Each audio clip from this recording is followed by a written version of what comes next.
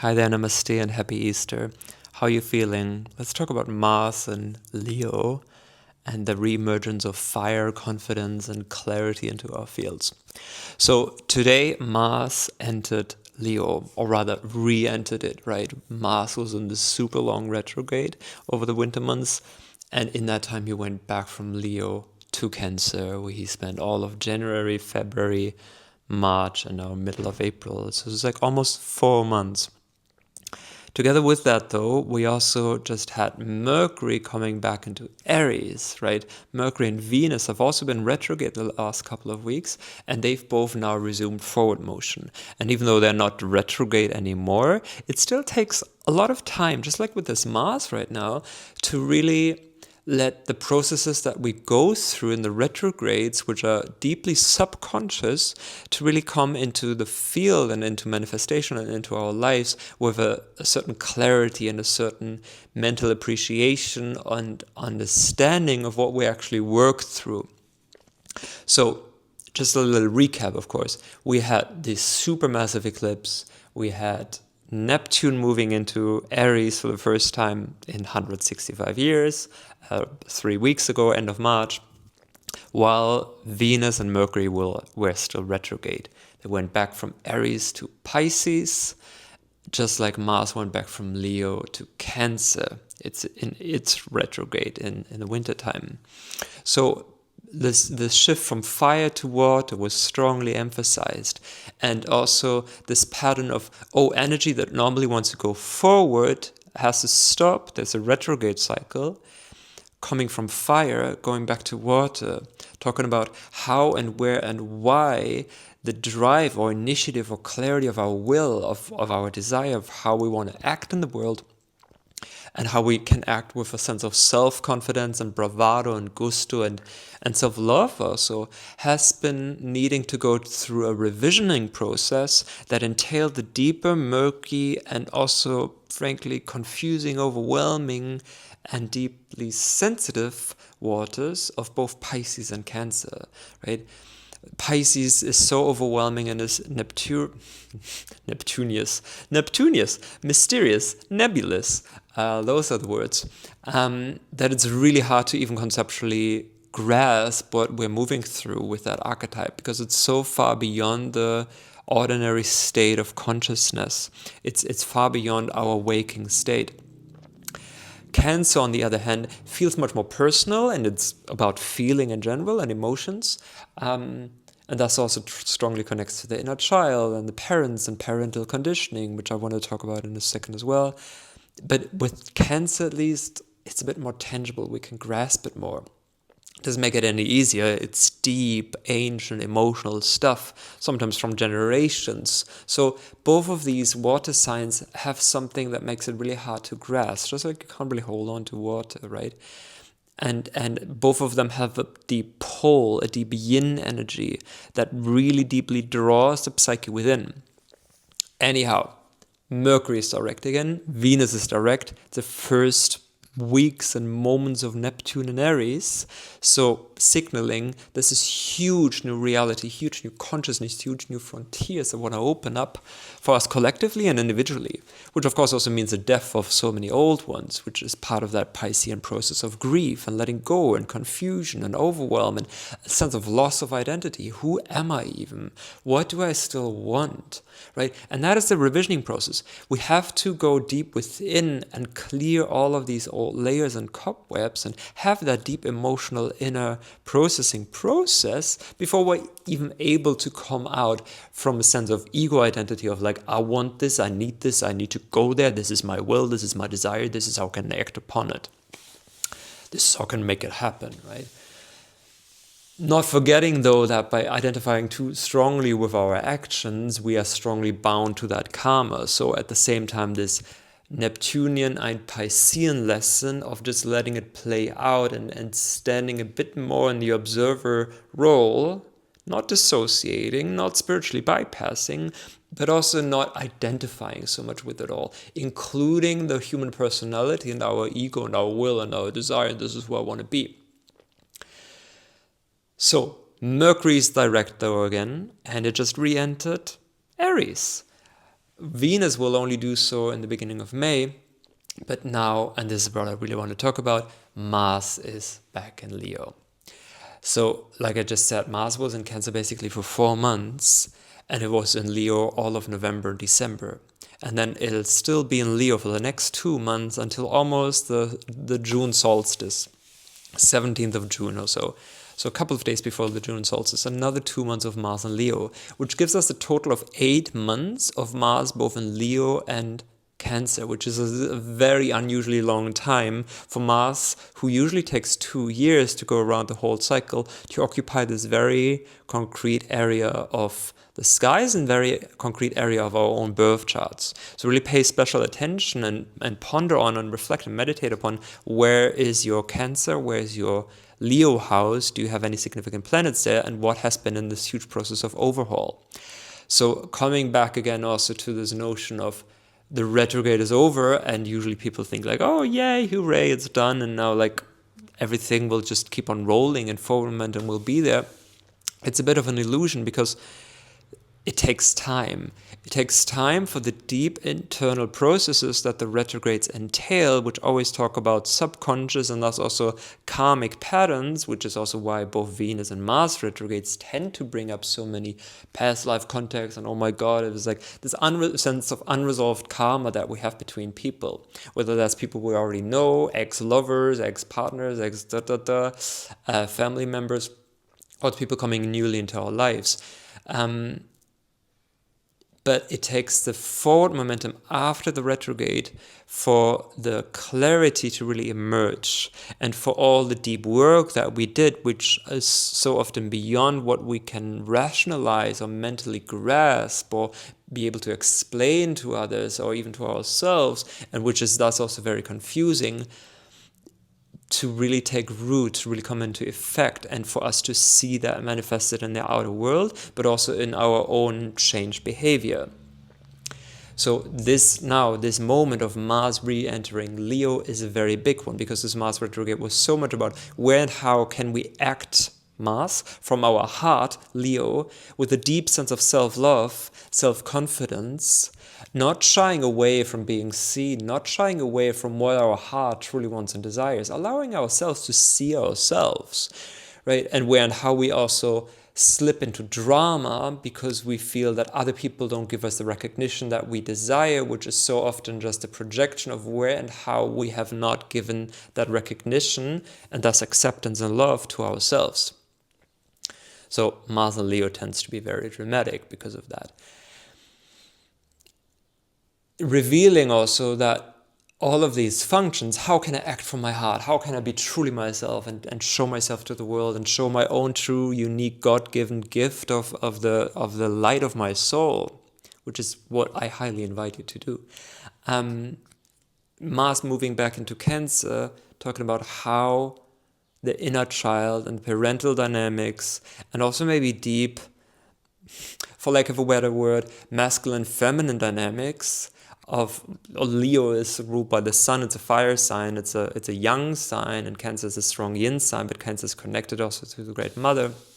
But Leo can of course be that boastful, overinflated sense of egocentric self-identity, which is so strongly associated with normative culture, male identities. The Mars moving back into Cancer, revealing how and where and in what way has there been also be a deep reworking in our own relationship to the masculine, feminine parts within ourselves, and where and how has this been also reflected in deep emotional work that we did in regards to our inner child and where we have come from, and how has maybe a tenderness or softness or vulnerability, deep emotional patterns and complexes, Cancer, prevented us from showing our true selves, from really going out there into the world, from really following our hearts, from being unapologetic about it, of really owning that and seeing like, no, this is me, I love myself, and I can trust my heart. I can trust who I am, and I can trust that that will be received by whoever it needs to be received of, and not not coming from a place of woundedness within myself, of wanting to be liked or seen in a certain way in order to get that sense of recognition or acceptance or love, because I'm able to give that to myself, right? So very potent, very mysterious also, and confusing emotional processes that we maybe have also played out a lot in our relationships or close relationships, even more so because Venus was also retrograde. The thing to keep in mind, though, is that with this very moment of Mars entering Leo, let me actually get closer to the camera for this because it's so important. Mars re-entering Leo means it's directly opposite Pluto. Right, Pluto is still in the very early degrees of Aquarius. Right now it's on 3 degrees. Soon it'll go retrograde, go back to 1 degrees. So Pluto is hanging out there, this very, very small fraction of the beginning of Aquarius. So Mars moving into Leo directly means that opposition comes into effect again, which, as we remember, was for the first time early November when the US election happened, when the German government failed, when there was this huge clash and state of emergency and whatever in the government in South Korea. So all of these themes of collective power, which is Pluto, coming into the field. And the second time it was exact the very early beginning of January, 2nd or 3rd of January, where many people also had big revelations of like, this is not true to my heart anymore, this is not who I want to be. Pluto gives a sense of intensity, but also experiences of powerlessness that wants to transform us, to re-empower ourselves. But it doesn't care about the destruction of old forms that don't longer serve evolution. But because Pluto is in Aquarius, many of these themes might also play out a lot in regards to bigger collective movements and where and how we have internalized inner perceptions or self-identities of I am powerless, I'm a victim, I'm not able to do anything about this, my will doesn't matter, my force doesn't matter here, so I might as well not show up at all, right? But Mars and Leo wants us to show up. Mercury now in Aries also shows, hey, there's like very fiery energy. And of course, they make a trine, early Aries, early Leo, the 2 fire signs. Neptune is also there, also making a trine to Mars. So there's a lot of movement, and there will continue to be a lot of movement in the skies over the next weeks, just like there has been for the past weeks. I haven't said a word about it because I've been in processes myself, very much living the energies. And it all ties back to this Pluto in Aquarius and Neptune in Aries, which both talk about this huge new reality, huge new frontier of our lives, huge new chapters of our lives that we're all entering. At the same time, Venus and Saturn is still hanging out at the very end of Pisces, together with the North Node, further talking about and further reflecting to us how there's this deep sense of dissolving. Pisces is about dissolving Saturn's structure, Saturn's stability. Saturn is a sense of predictability in reality, predictability in who we are or who we were. And this big process of loss or grief or overwhelm and needing to let go, and needing to let old structures dissolve in order to make space for the new reality that wants to emerge. Mars and Leo and Mercury now in Aries. Mercury will be in Aries for the next 3 weeks. Mars will be in Aries, like I said, until June 17th, so the next 2 months. They both give us a lot of fire to push ahead now, to push through old obstacles and old thinking. And in the end, like I said, it's so much about reconnecting with our heart and living from the heart and with self-love and gusto and joy. Playful, creative joy, not turning that into drama. That's a sad way of using creativity, to turn it into drama because we feel like our life doesn't have enough drama and enough to show for itself. So drama can be a good replacement, a good unconscious replacement for that. But the higher, more conscious expression of it is one, of course, of joyful creativity and of joyful co-creative participation with the reality and the world, so that we can find out and grow into the more healthy, embodied version of ourselves that shows us that, yeah, there are higher forces which can make us feel highly or deeply disempowered, whether that's big political movements or big social movements or ecological movements or just the movements of the sky that reflect to us how much all of this is part of a pattern. But it's still important for us to embody and inhibit a place of inner sense of agency with who we want to be and who we want to shape ourselves into being and becoming. And that has to be rooted in the heart if we want to be real and authentic, if we truly want to learn to shine and be recognized for our own God spark. And that brings me back to the last point, which is Easter. Right, today is Good Friday, as Mars re-entered Leo, as I'm recording this, which is of course the day that Jesus is said to have died on the cross. And the same archetype holds true here because Jesus is this very solar figure. So the sun rules Leo, right? And the sense of personal identity, the ego, which always wants to point us back to higher identity, our soul or higher self, if you want to call it that, which the story of Jesus also, of course, encapsulate as the crucifixion being a very strong expression of needing to surrender our personality and our ego that self-identifies with all the actions and all the karmas and all the desires and all the things we want and the way we want to be seen and the way we want to be acknowledged in the world and make our mark, leave our mark. But the crucifixion talks about this aspect of ourselves, the human personality, and the need to surrender it, which is this very Pisces thing, which is still very strongly in the field this entire year, as Saturn and Neptune move back and forth between Aries and Pisces. The surrender of the personality, the conscious sacrifice of it, and only in that can the higher self, soul, the immortal part of ourselves, learn to shine through and be rebirthed, so to speak. So that's, of course, a fitting metaphor for this Mars and Leo of sacrificing the lower self, but at the same time seeing that this is the perfect vessel. This is the vessel that gives me the work. It reflects the work of my own karmas back to me. And it's not about completely identifying with that, because then we get lost in the drama of world and reality and our own little drama and self-inflated sense of our own identity and the victim part, which is part of it, because it believes in the separation of self to the world.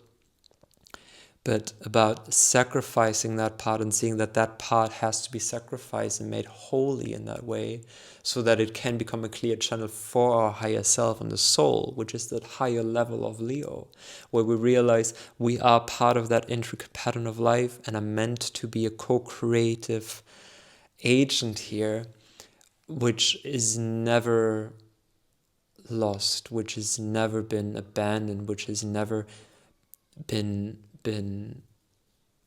neglected by divinity, right? Which is again part of these deeper Cancer and Pisces wounds of the inner child and emotional patterns of childhood and family and how could you and all of these lessons, right? Which do point us also to this very Christian / Jesus teaching of forgiveness, grace, compassion, and forgiveness, right? And when we can forgive that within ourselves, where and how we identify with all of the drama, we can open up, really like an outstretch on the cross, and just open ourselves to life and reality and be like, okay, here I am. I give it all, but then I also let it go. I know I have to play the game, the theater of life, with all honesty and with full engagement in order to really be fully embodied in it and to really be present with it all. But only in and through that full embodiment can I come to a place of transcendence. And then I can see it as that theater game at the same time. I know I'm playing my role very seriously here on the stage. Hi, this is me. I'm Maximilian. But then I can also give it up at the same time, because I'm not taking it all so seriously, you know, in the back of my mind, in the observer part of the psyche. Which is, so strongly this lesson of Easter in general, but it fits so well with this Mars and Leo. And this is just, of course, a little heads up to the intensity of Mars coming to oppose Pluto over the next 10 days, 9 days. It's the last exact hit, it's the last exact opposition, and that'll be very intense for many people. It can bring out a lot of power games, power dynamics, shadowy, unconscious material, personal and collective, and the danger for projecting that out onto another, and then getting into strong fire and strong aggression or anger. It's very, very strong. But it's also an energy that will really push us through so many old patterns within the next 10 days, 2 weeks. But yet again, most of that won't be fully tangible to the conscious mind. Pluto is that deep, dark unconscious of the shadow self, right? So it's a very potent time for shadow work in the next couple of days that leads to re-empowerment and that leads to greater self-love and self-confidence, hopefully, please. That's the energy, that's the intention. Those are the lessons for us ahead. And yeah, so pay attention to that. 27th of April, I'll speak more about it as it comes along. That energy will definitely build now. And apart from this, thank you so much for listening, and let me know what you're moving through. I'd love to hear that in your comments or whatever. And see you next time. Bye bye.